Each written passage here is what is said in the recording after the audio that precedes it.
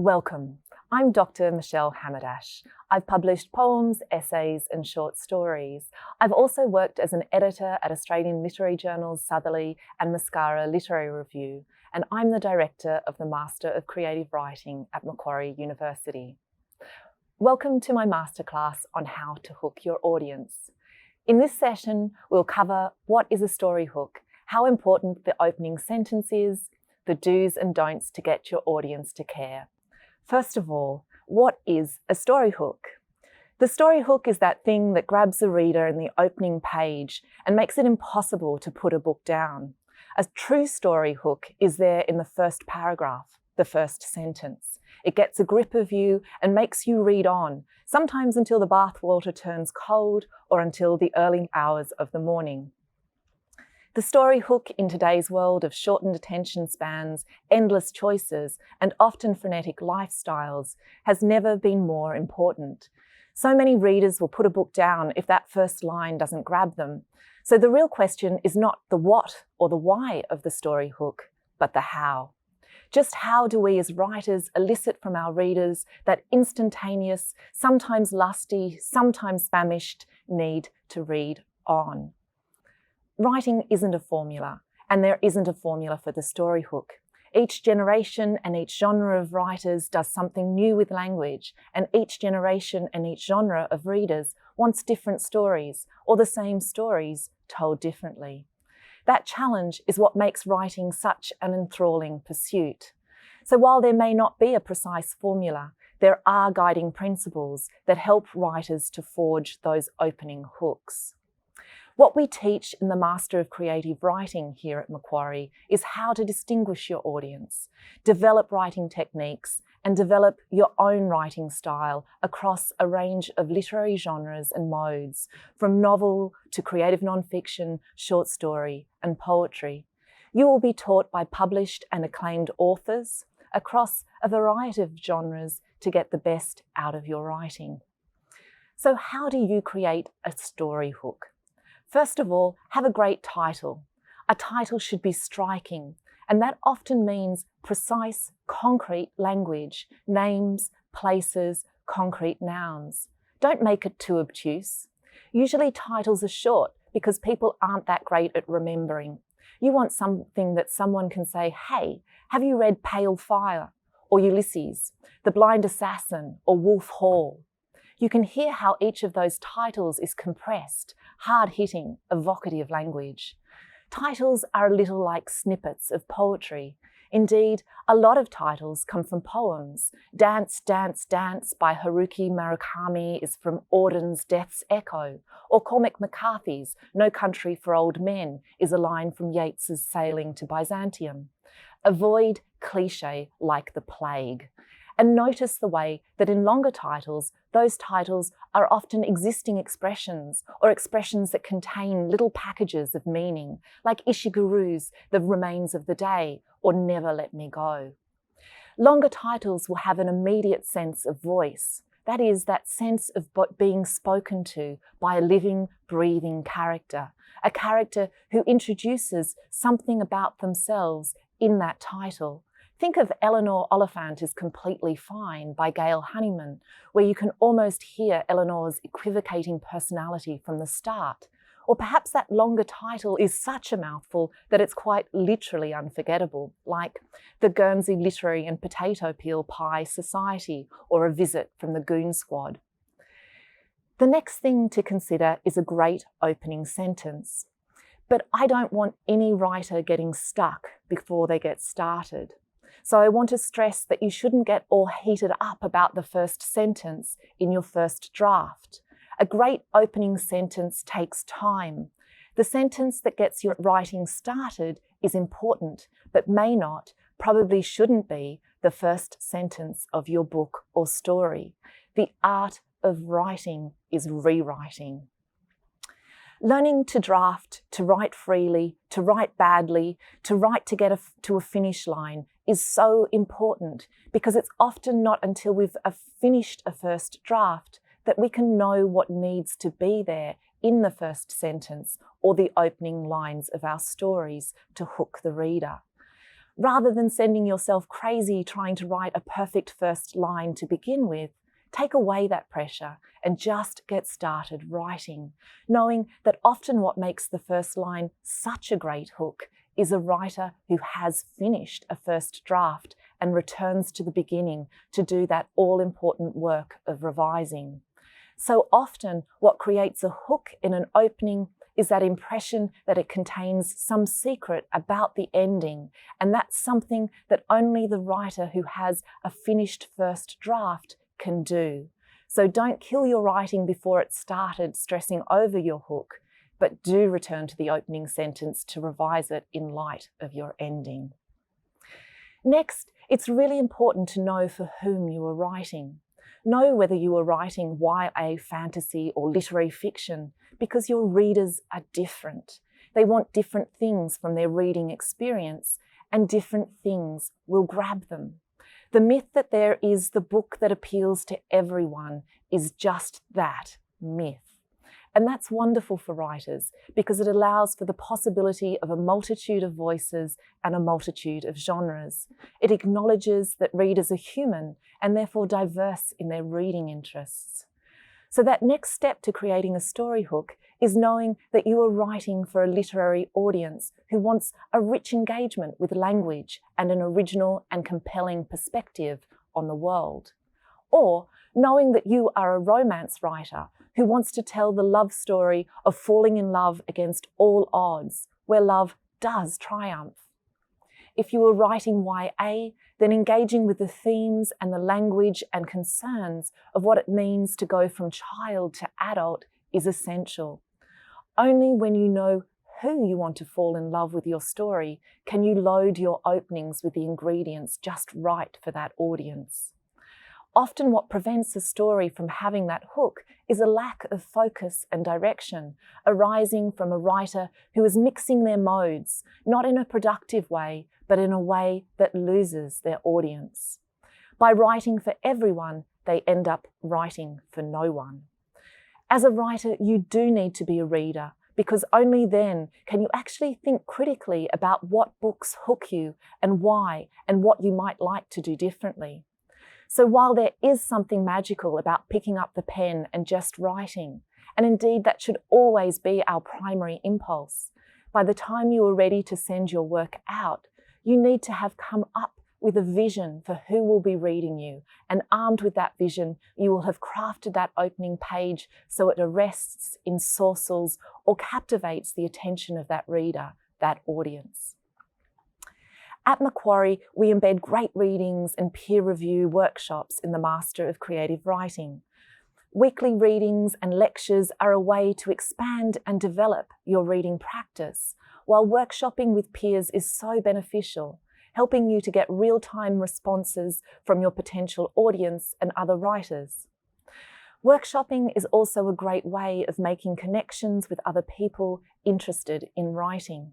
Whether you're studying online or on campus, classes and weekly forums are an opportunity to form a writing community. A great first sentence. Yes, this is so important, I'm mentioning it again. A great first sentence is essential to the story hook. So many readers will either purchase a book or leave it on the shelf, having done no more than peruse your opening sentence, so make it great. The first tip to a great first sentence is to make sure it flows. Difficult or awkward sentence constructions put readers off, even if you've managed to get your grammar right. You should always read out loud your work, but most and especially so that first sentence. If it doesn't roll off your tongue, if you have to have a number of goes to get it right, then you know there's still work that needs to be done. Just as a dancer trains in technique, a writer must approach grammar with that same purpose, to become not simply someone who likes to hit the dance floor on a Saturday night after a drink, but someone who can hold the attention of others through their superior skill. Let's take a closer look at a classic opening line and why it works. It was a bright, cold day in April, and the clocks were striking 13. That's George Orwell's 1984. On one hand, we can see a disarming simplicity here. There's not a single word that requires a dictionary or would have required a thesaurus of Orwell. It foregrounds the weather, that ubiquitous nicety that humans the world over fall back on in social situations, whether awkward or mundane. So why is this such a brilliant first sentence? It's because, on one hand, every element in the sentence leads us towards the 13. There's no flashy words competing for the spotlight. No, it's all leading us to the strangeness and the weightiness of that 13. Yet while the language is plain, it's also precise and it's sensory. It keys into the reader as embodied in the world. We all know what a bright, cool day feels like on the skin. We may not be Northern Hemispheres, but we know the equivalent, and we know April. Something that very few beginning writers are aware of is the power of economy. Not a single unnecessary word on the page, and every word present working hard. Knowing that he was going to introduce a terrifying dystopic world, Orwell opened 1984 with a sentence that was at one and the same time strange and familiar. Importantly, even in that first sentence, the reader is left with a question. Why 13? And a sense the answer won't be good. Next tip to a great story hook is a great character. Make sure you have a character your reader cares about. Characters, whether humans, cyborgs, animals, fairies, or inanimate objects, must be interesting, surprising, quirky, extreme, flawed, fearful, foolish, proud, angry, kind. Not because you tell your reader they are, but because the second the story starts, you have your characters in action. We teach characterization within the course, looking at different strategies and different approaches to ensuring your characters are coming to life on the page. You will learn how to capture the richness of your characters' interiorities and learn to craft memorable characters, as well as how to come up with a visceral scene or image that shows your reader in a flash who this character is. Something to remember is that characters need adversity. Whether that adversity comes in the guise of another character, fate, society, or the character themselves, to paraphrase the Marquis de Sade, readers are not interested in seeing virtue on the page. It is vice or virtue crushed by vice that enthralls. While you may write a happy ending, you want to make sure that your characters suffer in between. Ensuring that you have characters that have needs and desires that are palpable right from the start of your story is an essential element of that story hook. Ask yourself, what does my character need? What does my character want? These are often not the same thing and create a lot of productive energy. Humans are human-centric. Your readers might like the novelty of a talking sponge, but ultimately that sponge must want something, have friends and enemies, and be prepared to risk something for a reader to care. Make your setting count. Readers need writers to do a great job of setting because even though we read with our eyes, we feel with our whole bodies. To get your reader feeling, they need to be immersed somewhere.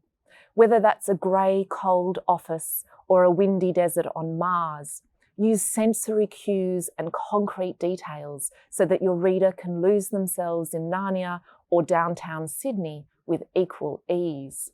Setting isn't just description. It captures mood, atmosphere, and often foreshadows something.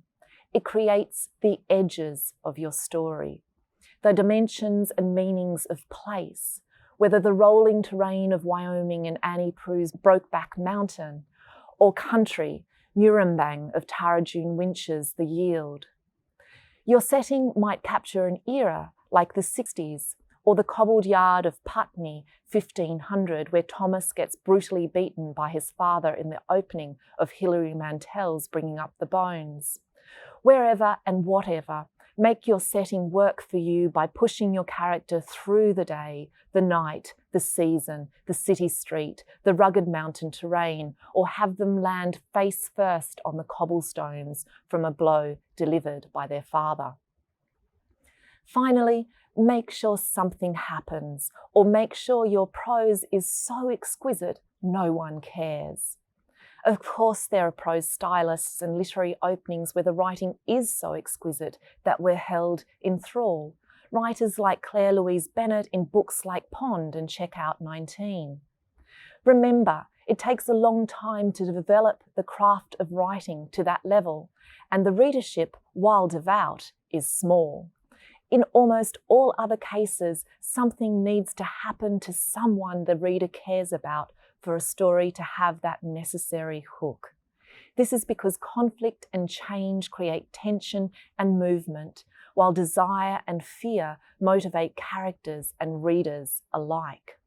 Think about power dynamics, the way a tense exchange over the dinner table can convey a lifetime of oppression, or the way gifts can be burdens.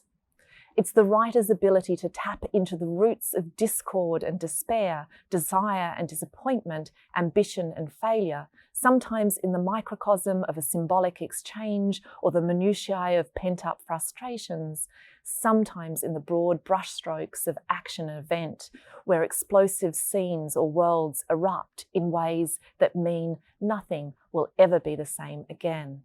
Whatever the case, have something happen to someone. A few don'ts. The opposite to a story hook is a beginning that bores. Humans have finite time on the planet. We are mortal beings who can't get back lost time. So whatever you do, don't bore your reader. And here are a few things to avoid. Don't rely on descriptive language to hook your reader. It won't. There are many, many elements to writing: character and plot, style and dialogue, scene and sequence. To rely only on descriptive language, or too heavily on descriptive language, shows a lack of technique in other areas of writing and creates imbalance. Don't put your backstory in the opening. Keep backstories for once your reader is hooked and is wanting more nuance or dimension to the characters and story world, or use backstory as a means of adding suspense and tension by delaying the plot, thus delaying gratification. Keep the opening for primary, immediate and pressing concerns. Keep backstories lean and essential, and for after the reader is immersed in your story. Don't make your opening an exposition. Expositions where you discuss world affairs, the historical context, your opinions on current political leaders, or the rules of your story world, if fantasy, should again be reserved for when the reader is hooked, and even then, probably best avoided. Instead, aiming to integrate pertinent elements via more sophisticated means, such as enmeshing them in character perspectives and action. Remember, no one likes being told what to do or how to think. Don't be afraid to be bold. Too often, writers hold back from making a statement that is strong, daring, only partially true, flawed, or outlandish, and instead they qualify, diffuse, apologise, and explain away the energy of a striking first statement. You have a whole book or story to justify or qualify or challenge your opening statement. Don't undo its force before you've started. So, to finish up, a summation of the tips to creating an opening that hooks your reader. Read widely, write and rewrite. Know your audience. Write a great opening sentence. Use precise, sensory and economic language that flows. Load your openings with the right ingredients. Characters that matter, caught in memorable situations, taking place in vivid settings. Thanks for watching my Creative Writing Masterclass. I hope these tips and techniques have given you insight into creating your own hook for your stories. Whatever you're writing, Macquarie University is here to help you become the best writer you can be. I look forward to seeing you in one of my classes soon.